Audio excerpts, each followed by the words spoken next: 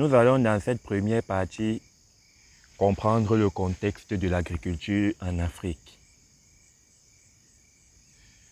Alors, selon le FAO, nous serons 2,5 milliards d'Africains d'ici 2050. Actuellement, nous avoisinons les 1,7 milliard d'habitants seulement en Afrique. Il sera fortement question de nourrir toutes ces populations-là, qualitativement et quantitativement. Plusieurs moyens sont en train d'être développés pour pouvoir atteindre ces objectifs-là.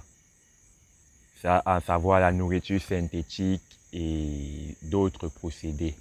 Mais l'agriculture, depuis la création du monde, reste le seul moyen viable pour produire de la nourriture en quantité et en qualité pour tout le monde et à moindre coût.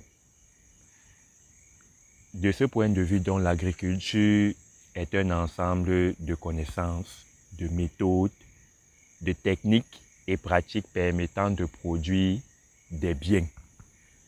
Comme biens agricoles, on peut noter le maïs, le haricot, les pommes de terre, le plantain, l'huile de palme et des services agricoles tels que la restauration, le e-commerce de produits agricoles, la finance pour les entreprises agricoles et bien d'autres.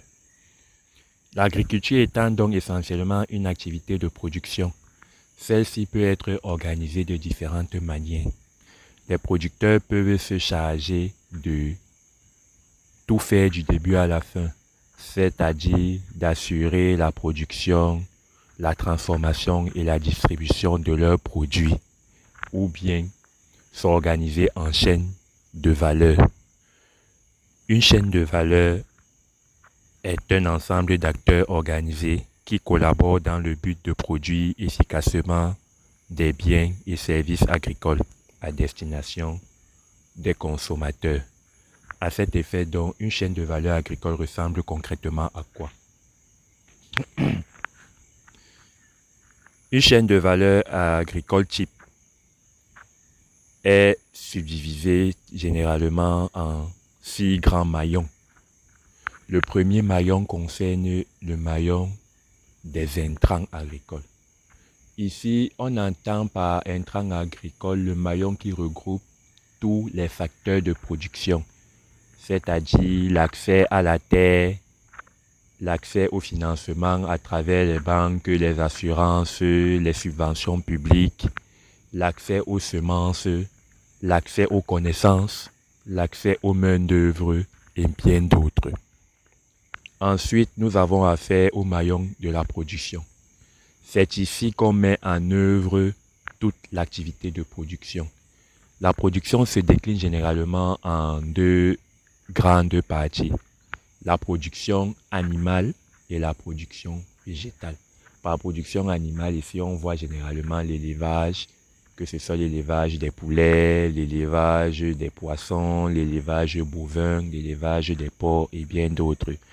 Et par la production végétale, on entend ici la production du haricot, du maïs, du blé, tout ce qui a besoin de la terre pour être cultivé, en fait, rentre dans la production végétale. Le troisième maillon est la post-production. Par post-production, ici, on entend généralement des opérations de transformation, de conditionnement, d'emballage, pour ensuite atterrir dans le maillon de la commercialisation. Le maillon de la commercialisation, ici, là, regroupe toutes les activités de marketing, de distribution. Donc, c'est principalement ces 2 activités-là qui sont reconnues ici. Et ensuite, nous avons le maillon de la consommation. Plusieurs consommateurs appartiennent à ce type de consommateurs, autant pour moi appartiennent à ce maillon. Premièrement, il y a les ménages. Ensuite, il y a des entreprises qui ont besoin généralement des produits comme matière première. Par exemple, le coton est utilisé dans l'industrie du vêtement. Et le maïs peut aussi être utilisé dans l'industrie des biocarburants. Donc, par consommateur, il ne faut pas seulement s'attendre à voir celui qui va manger. On peut aussi voir comme consommateur une entreprise ou un État qui décide de s'approvisionner ou qui décide d'être consommateur de produits et de services agricoles. Et au bout de cette chaîne, nous avons la gestion des déchets. Comme tu le sais sûrement, toute activité de production génère nécessairement des déchets qui peuvent aussi être valorisés. On peut valoriser les déchets en les recyclant pour être réutilisés plus tard. Par exemple, on peut recycler les déchets plastiques pour diverses applications. On peut prendre par exemple des bidons d'eau vides, dans des bonbonnes d'eau, qu'on recycle pour être utilisés comme protection du palmier à huile contre les rongeurs. On peut recycler les sachets d'eau, les petits sachets d'eau, pour être utilisés comme pot de jardinage dans les pépinières. Ou on peut généralement aussi recycler le plastique, mais pour produire d'autres contenants en plastique ou bien produire des matériaux tels que les briques recyclables et bien d'autres. On peut donc constater ici que l'activité de production forme une chaîne dans laquelle il y a plusieurs maillons. Et chaque maillon est responsable d'un aspect précis de l'activité de production. Et les acteurs sont nécessairement distincts. Autrement dit, ce n'est pas une seule personne qui se charge de tout faire, parce que ça peut s'avérer être très chronophage. Donc ce n'est pas le producteur, parce que généralement tout part du producteur. C'est le producteur qui met en œuvre des stratégies, des mécanismes pour valoriser les intrants agricoles et ensuite reproduire des produits ou des produits, des matières premières qui seront ensuite réutilisées pour le reste de la chaîne. Donc, les producteurs ont une place prépondérante dans cette chaîne-là. Mais là, c'est une théorie, puisque en Afrique, ce n'est pas encore vraiment le cas. En Afrique, on constate qu'il y a beaucoup de producteurs qui décident de tout faire d'eux-mêmes. C'est-à-dire, ils autofinancent leur production, ils se chargent de la commercialisation, ou même, parfois même, il peut même avoir des banques agricoles qui financent des projets agricoles et tout, mais qui ne savent pas vers qui aller parce que les producteurs ne sont même pas visibles.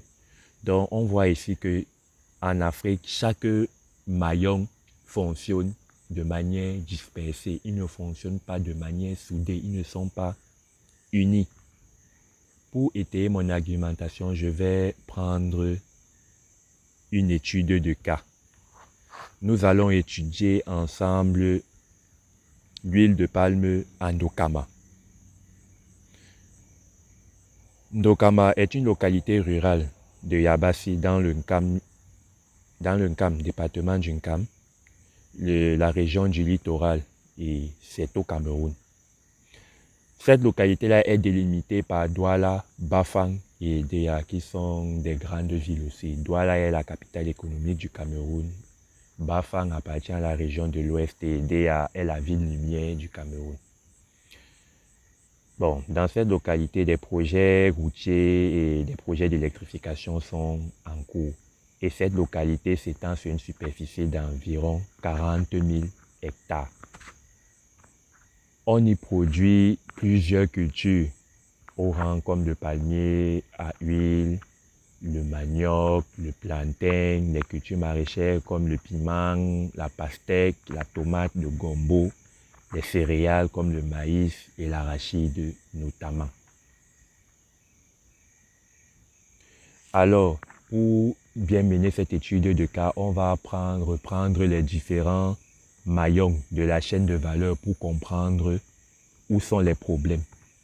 Alors, au niveau du maillon des intrants, j'ai noté que les agripreneurs achètent ou louent des espaces agricoles litigieux et peu adaptés pour leur culture. Les agripreneurs se procurent des plants prêts à planter et des engrais à plus de 50 km de leur site de production. La production est autofinancée. Ensuite, dans le maillon de la production proprement dit, on a noté que la mise en place d'une palmeraie dure 4 ans et son exploitation dure en moyenne 25 ans. On récolte principalement les noix, les palmes et le vin blanc. La main-d'œuvre est difficile à trouver et à maintenir, puisque généralement, pour pouvoir exploiter efficacement une palmeraie, il faut que la main-d'œuvre soit permanente.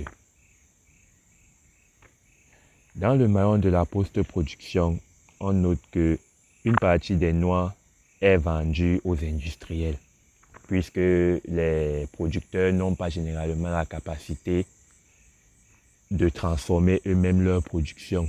Soit c'est par des méthodes archaïques, soit ils ne peuvent pas tout simplement transformer leurs produits eux-mêmes.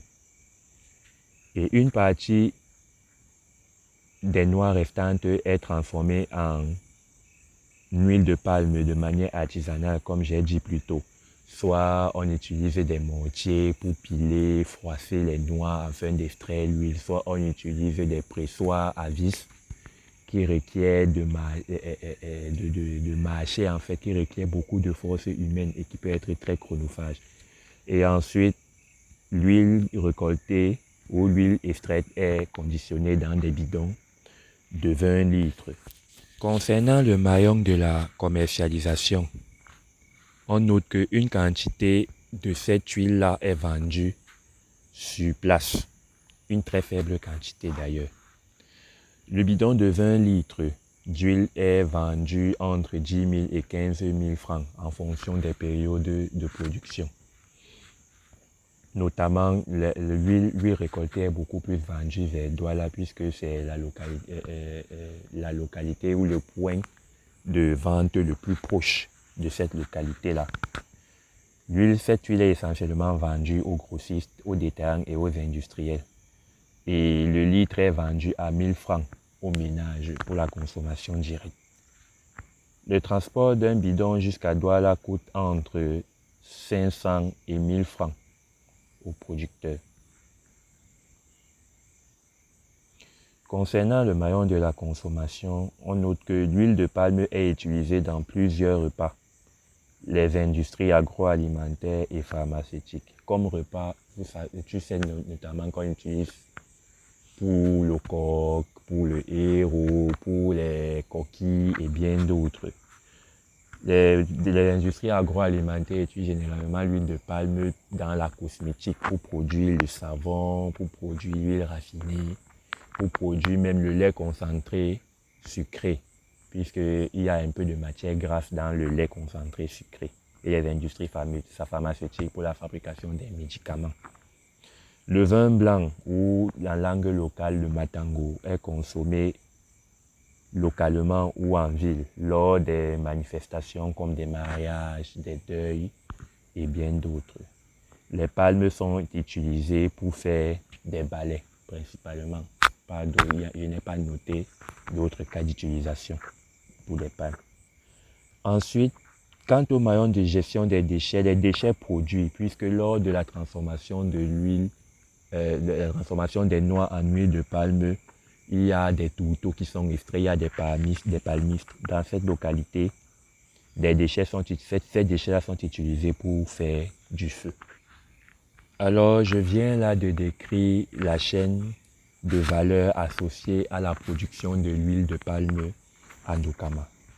Ceci m'a permis de relever plusieurs frustrations, notamment l'accès aux terres, puisque les agripreneurs achètent des terrains ou ils louent des terrains qui sont généralement litigieux. Par litige ici, on entend les terrains qui ont connu des doubles ventes, des terrains accidentés ou bien qui ne sont même pas adaptés aux cultures qu'ils prévoient faire. Ensuite, on a l'accès aux semences, qui est un problème très déterminant parce que Si il faut parcourir 50 km en aller simple, donc en aller-retour, ça fera 100 km. Il faut parcourir environ 100 km pour pouvoir obtenir des semences et des engrais. Ceci influence fortement le coût de production par rapport au prix de vente des différents des produits finaux. Ensuite, il y a l'accès au financement, puisque si le projet agricole est autofinancé, ça sous-entend que le producteur ou l'agripreneur n'a pas de ressources limitées. Et par conséquent, il peut s'avérer que vu que le projet va sur le long terme, il n'est pas assez de fonds pour que le projet arrive à son seuil de rentabilité. Ensuite, il y a l'accès à la main-d'œuvre qui est un problème très critique ici, puisqu'on peut même réunir tous les facteurs de production comme les semences, l'espace agricole, les financements. Mais si on n'a pas la main-d'œuvre qui nous permet de concrétiser tout ça, ça ne va pas servir à grande chose en fait. Ensuite, on a l'accès aux méthodes de transformation modernes, puisque s'ils utilisent encore des méthodes comme le pressoir à vis, qu'on appelle souvent communément en langue locale le tourne-tourne, ce n'est pas très évident de produire dans cette condition-là pour de grandes récoltes de noix. Peut-être ça peut aller sur des plantations de 2 hectares, 3 hectares, mais sur des plantations qui s'étendent sur 10 hectares, ce n'est pas évident d'utiliser cette méthode de transformation pour produire l'huile de palme. Ensuite, il y a l'accès au marché qui est une frustration énorme parce qu'on peut bien produire, mais si on n'arrive pas à vendre, on tombe en faillite en fait, puisqu'il faut vendre pour pouvoir rentabiliser son investissement. L'accès au marché, donc, ça va être très déterminant. Par accès au marché, ici, là, on note les moyens de transport, les potentiels acheteurs même, puisque tu peux même te rendre au marché. Si tu n'arrives pas à trouver la personne qui va acheter, qui serait intéressée par ton produit, ça ne va pas être évident. Ensuite, et pour finir, on a la valorisation des déchets et des sous-produits. Avec le réchauffement climatique qui prévaut, si on est encore à l'époque où on va seulement brûler les déchets, on n'est pas en train de faire de l'agriculture viable et durable en fait. Donc, il faudrait donc trouver des moyens de valoriser les déchets agricoles et les sous-produits. En guise de résumé donc pour cette première partie, on peut déjà noter que la demande de produits agricoles et des services agricoles en Afrique est forte et en pleine croissance, puisqu'on a conclu qu'il faut nourrir actuellement environ 1,7 milliard d'habitants et s'arranger à nourrir environ 2,5 milliards d'Africains à l'horizon 2050. Et on voit aussi que les besoins de consommation sont variés, puisque toutes les cultures n'ont pas les mêmes manières de manger. Il y a des régions du monde où on préfère plutôt manger du maïs sous toutes ses formes, que ce soit en couscous, en bouillie. Il y a d'autres régions du monde où on préfère peut-être manger du haricot, des légumes sous toutes leurs formes. Donc le besoin est en pleine croissance et il est très varié. On peut également noter que les chaînes de valeur agricoles ne performent pas à cause d'un manque de communication efficace. Puisque si les chaînes de valeur agricoles existaient vraiment en Afrique, on ne devait pas remarquer des lacunes aussi profondes en fait, telles que l'accès au marché, l'accès aux mécanismes de transformation et bien d'autres. Ceci nous laisse donc prévoir qu'il y a des opportunités à plusieurs millions qui se profilent à l'horizon.